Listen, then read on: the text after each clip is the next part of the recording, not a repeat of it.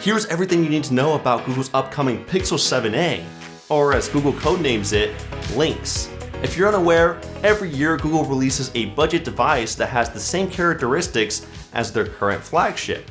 I mean, they gotta bring down that price tag somehow. It usually is the build quality, the display, and other minor things. But Google always keeps the same design, focuses on the camera quality, and installs the same software.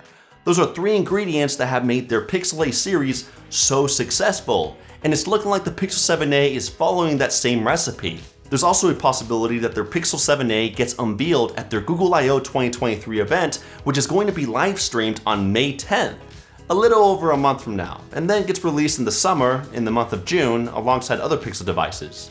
But of course, just like every other past Pixel device, we pretty much know almost everything about it thanks to all the leaks and rumors. There's even pictures of it in the wild, so let's go over all of them.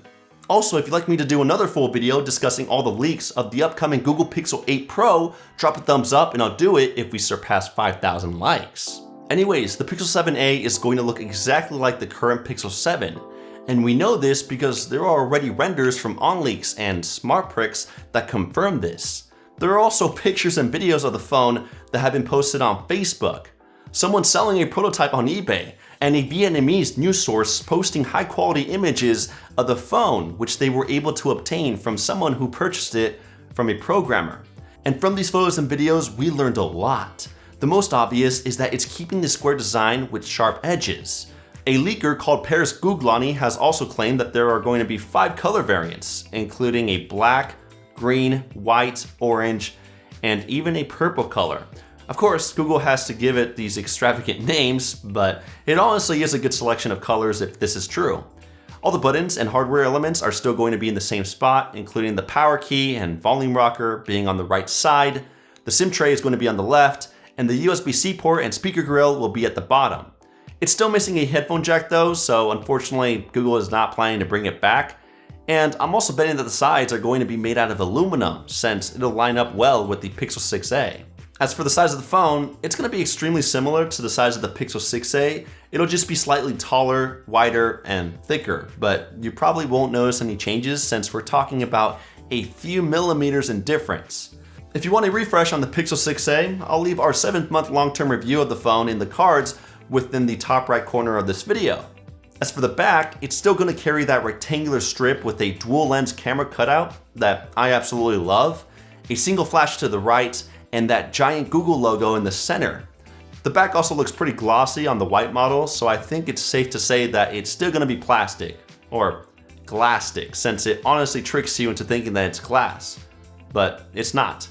And then when we flip to the front, where the glass actually is, the display is still going to be 6.1 inches, which I don't mind because it's a great size for one-handed use.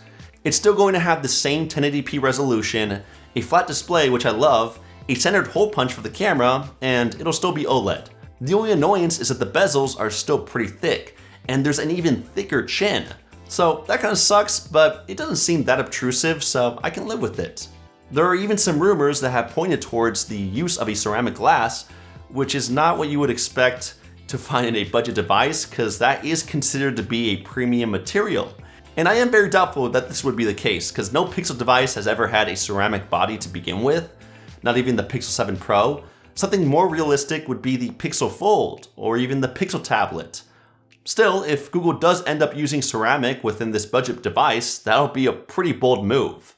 Now there are some even juicier leaks that come with the Pixel 7a, but one thing that it won't be able to do, and this also goes for every Pixel device, is protect you from every cyber attack, malware, or tracker, especially if you start browsing the internet outside your home. So what I always do when I first use any device or Pixel is install a VPN to better protect my data and help me stay anonymous online. My go-to has always been Surfshark because it's the cheapest option out there and has a very reliable service trusted by millions. Plus, signing up costs less than $2.50 per month. And since I can use it across all my devices to make everything safe and private, I think it's a huge steal. If I'm at a hotel or coffee shop and need to use their public Wi-Fi, Surfshark will not allow anyone to see what I'm browsing or know where I'm at, and any hackers will be stopped. Or when I can't seem to access certain websites like Netflix or specific YouTube videos due to any geo blocks, Surfshark lets me easily change my virtual location so that I can access those sites or videos. Even when I want to get the best deals when shopping online, Surfshark stops websites from overcharging me just because of my location or device. There are so many more reasons to start using Surfshark, and I'll even give you one more. If you click the first link in the description and enter the promo code HTM, you'll get an extra 83% off and 3 additional months for free. Pretty spectacular deal. Plus, there's no real risk in trying it out since Surfshark has a 30-day money-back guarantee. So don't wait, sign up today to start browsing safely and privately at an affordable rate. Anyways, those juicy leaks I was talking about earlier for the Pixel 7a is that it's finally gonna get wireless charging, there could be a brand new dual rear camera setup, and it's definitely gonna get 90Hz refresh rate. Well, I can't say definitely, but it's pretty much confirmed. All discovered by Cuba, I can't really pronounce the last name, but a very reliable leaker who found this information by digging into a recent Android 13 build. Really exciting news, because no wireless charging and 60 Hz were pretty much the only drawbacks when I was using the Pixel 6a. Now all that's left is to increase the charging speed. Still, I'm really happy because I can't stand 60 Hz. Plus, the Vietnamese person who posted a video on Facebook of the alleged Pixel 7a showed us that there is indeed a switch within the system settings to enable 90 Hz. So it's a pretty safe bet. Unfortunately, the wireless charging isn't going to be that great. It'll be a P9222 chip, which only outputs 5 watts, so wireless charging on the Pixel 7a could be extremely slow. I guess it'll only come in handy at night. If history has taught us anything, expecting Google's homemade chip is a really safe bet. The Pixel 6a received the Tensor chip right after its older brother, the Pixel 6, so it's more than likely that the Tensor G2 is going to arrive on the Pixel 7a, and I honestly don't mind, because even though it's not the most powerful chipset out there, it's capable of handling the Pixel software really well, at least on the Pixel 7. And it provides huge advantages for AI-focused features like assistant voice typing, photography, phone calls, and the Google Assistant itself. To top it off, the eBay posting has confirmed that the 7a is going to have a storage capacity of 128 gigabytes, and it's going to be packing an even bigger RAM capacity of 8 gigabytes instead of just 6. That's the same amount as the Pixel 7. Plus, the combination of 90 Hz and the Tensor G2 already makes the Pixel 7a look like a better bang for your buck than the Pixel 7. There have also been rumors that the 7a could finally switch to a Qualcomm modem instead of a Samsung one, and this may not seem like much, but in reality it's huge, because the Samsung modems that were in some of the more recent Pixels have been plagued with connectivity issues, including a ton of dropped calls and really bad cellular connections. Hopefully getting back to a Qualcomm modem will improve these cellular issues. What we're still unsure about is the battery. Now, as I said towards the beginning, the Pixel 7a does come with a slightly thicker body, which could imply that there is a bigger battery, but I'm not entirely sure. I do believe the 7a is going to track closely with the Pixel 6a's battery, so if there is an increase, it most likely won't be a drastic one. And if that's the case, I wouldn't mind, because battery life on the Pixel 6a was already pretty good. It had no problem lasting me the entire day, and I'd usually get around 5 to 6 hours of screen time.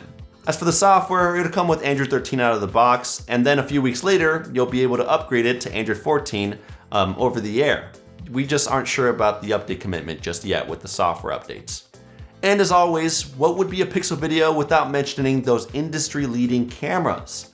Of course, from the leaked shots, it's pretty obvious that it'll only have 2 cameras on the back, but still, it's somewhat unclear what type of hardware it will be. Some have speculated that it'll get some drastic camera changes like a 50 megapixel sensor from the Pixel 6 series. Others have said that it'll have the Sony IMX787 64 megapixel main lens. And others, like the Zing News, who actually managed to snatch a Pixel 7a prototype, stated that it actually carries 2 12 megapixel sensors still. So I'm not really sure who to believe, although I'm hoping for that bigger camera upgrade because it's been long overdue. As for the front camera, it's looking like it'll receive an upgraded 13 megapixel sensor from Sony with a wider field of view. It could even be better than the one that the Pixel 7 Pro has, so that's pretty exciting. As for the price, it's rumored that the Pixel 7a is going to stay at around $450 in the US, just like the Pixel 6a, but it's not certain. And honestly, I'm more than happy with that price, because Google has gotten really good at packing a lot of stuff into the same phone without gouging our wallets.